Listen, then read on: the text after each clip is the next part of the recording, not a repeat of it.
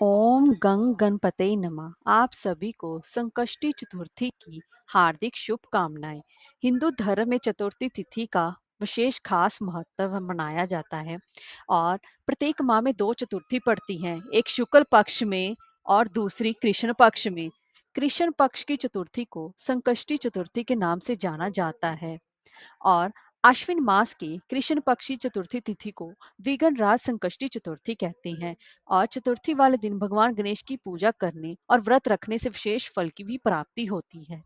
और आज हम इस वीडियो में बात करेंगे कि विघ्न राज संकष्टी चतुर्थी की पूजा का शुभ मुहूर्त क्या रहेगा, पूजा विधि क्या रहेगी और उसकी व्रत कथा श्रवण करवा रही हूँ। तो चलिए वीडियो शुरू करते हैं। दोस्तों, अगर आपको हमारी ये वीडियो अच्छी लगी हो तो लाइक और शेयर करें और चैनल को सब्सक्राइब करना ना भूलें और कमेंट बॉक्स में जय श्री गणेश अवश्य लिखें। तो चलिए वीडियो शुरू करते हैं। दोस्तों, आश्विन मास की कृष्ण पक्ष की संकष्टी चतुर्थी तिथि 2 अक्टूबर 2023 को सुबह 7:36 पर प्रारंभ होगी, जो कि अगले दिन 3 अक्टूबर 2023 को प्रातः 6:11 पर खत्म होगी। तो ऐसे में श्री गणेश जी की पूजा का समय शाम को 4:37 से लेकर रात के 7:37 तक रहेगा। और संकष्टी चतुर्थी पर बिना चंद्रमा की पूजा किए बिना व्रत का पारण नहीं किया जाता। तो संकष्टी चतुर्थी पर चंद्रमा की पूजा करना अनिवार्य माना गया है। तो इस साल विगन राज संकष्टी चतुर्थी के चंद्र उदय रात को 8:05 पर उदय होगा। उस दौरान आप चंद्रमा की पूजा अर्चना करके अपने व्रत का पारण कीजिए। आइए दोस्तों, अब हम इसकी पूजा विधि जान लेते हैं। दोस्तों, इसकी पूजा विधि के लिए सबसे पहले तो प्रातःकाल उठकर जल्दी स्नान करें, उसके बाद साफ सुथरे वस्त्र धारण करें।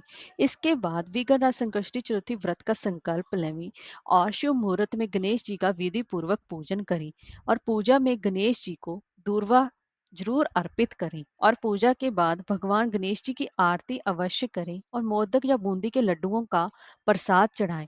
और इस दिन जितना ज्यादा हो सके ओम गंग गणपते नमः मंत्र का जाप करते रहें। आइए दोस्तों, अब हम अश्विन संकष्टी चतुर्थी की व्रत कथा श्रवण करवा रही हूँ। दोस्तों, एक बार युधिष्ठिर जी ने भगवान श्री कृष्ण जी से पूछा, हे कृष्ण जी, मैंने सुना है कि आश्विन कृष्ण चतुर्थी को संकटा चतुर्थी कहते हैं। हे जगदीश्वर, अब आप कृपा करके मुझसे भी विस्तार पूर्वक इस कथा का श्रवण कीजिए। श्री कृष्ण जी ने कहा कि प्राचीन काल में यही प्रश्न पार्वती जी ने श्री गणेश जी से किया था। तो हे देव, आश्विन मास में किस प्रकार गणेश जी की पूजा की जाती है और इसे करने से क्या फल मिलता है? यह सुनकर गणेश जी ने कहा, हे माता, अगर आप सिद्धि की कामना रखने वाले व्यक्ति को चाहिए कि आश्विन मास में कृष्ण पक्ष की चतुर्थी की पूजा विधि विधान से करें। और ऐसी ही एक कथा में कृष्ण भगवान जी सुनाते हैं कि एक समय की बात है, बानासुर की कन्या उषा ने सुषुप्त अवस्था में अनिरुद्ध जी का स्वप्न देखा। अनिरुद्ध जी के विरह से वो इतनी ज्यादा अभिलाषी हो गई कि उसके चित्त को कहीं भी शांति नहीं मिल रही थी। उसने अपनी सहेली चित्रलिखा से त्रिभुवन के संपूर्ण प्राणियों के चित्र बनवाए। जब चित्र में उसने अनिरुद्ध को देखा तो कहा, मैंने इसी व्यक्ति को तो स्वप्न में देखा था, इसी के साथ मेरा पानी ग्रहण भी हुआ था। हे सखी, यह व्यक्ति जहाँ कहीं भी मिल सके उसको तुम ढूंढ कर लाओ, अन्यथा इसके वियोग में मैं अपने प्राण छोड़ दूंगी। अपनी सखी की ये बात सुनकर चित्रलेखा अनेक स्थानों में उसे खोजती हुई द्वारकापुरी में आ पहुंची। चित्रलेखा राक्षसी माया जानती थी। उसने वहां अनिरुद्ध को पहचान कर उसने उसका अपहरण कर लिया और रात्रि में ही पलंग सहित अनिरुद्ध को उठाकर वह गोधूली वेला में बाणासुर की नगरी में प्रवेश कर गए। इधर प्रद्युम्न जी को पुत्र शोक के कारण असाध्य रोग से ग्रसित होना पड़ा। अपने पुत्र प्रद्युम्न और पौत्र अनिरुद्ध की घटना से कृष्ण जी भी व्याकुल हो उठे। रुक्मिणी भी पौत्र के दुख से दुखी होकर रोने लगी और खिन्न मन से श्री कृष्ण भगवान जी से कहने लगी, हे नाथ, हमारे प्रिय पौत्र का किसने हरण कर लिया, अथवा वह अपनी इच्छा से ही कहीं चला गया है। मैं आपके सामने शोकाकुल हो अपने प्राण छोड़ दूंगी। रुक्मिणी जी की ऐसी बात सुनकर श्री कृष्ण जी यादवों की सभा में उपस्थित हुए और वहां उन्होंने परम तेजस्वी लोमश ऋषि जी के दर्शन किए और उन्हें प्रणाम कर श्री कृष्ण भगवान जी ने उन्हें सारी घटना कह सुनाई। तब श्री कृष्ण जी ने लोमश ऋषि से पूछा कि हे मुनिवर, हमारे पौत्र को कौन ले गया? वह कहीं स्वयं तो नहीं चला गया है? हमारे बुद्धिमान पौत्र का किसने अपहरण कर लिया?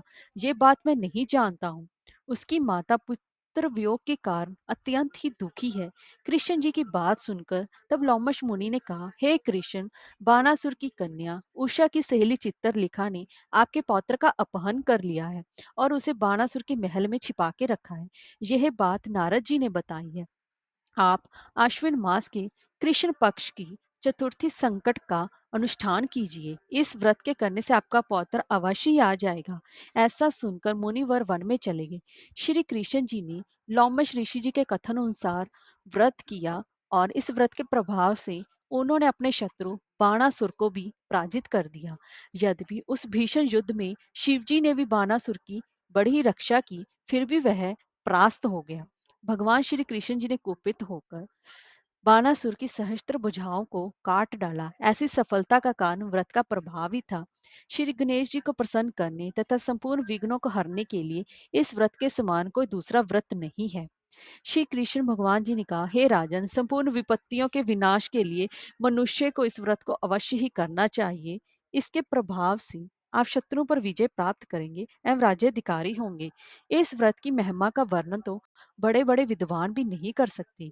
हे कुंती पुत्र, मैंने स्वयं खुद इसका अनुभव किया है, इसलिए मैं आपसे ये बात सत्य कह रहा हूँ। इसलिए सभी को इस संकष्टी का व्रत अवश्य ही करना चाहिए। जय श्री गणेश जी महाराज।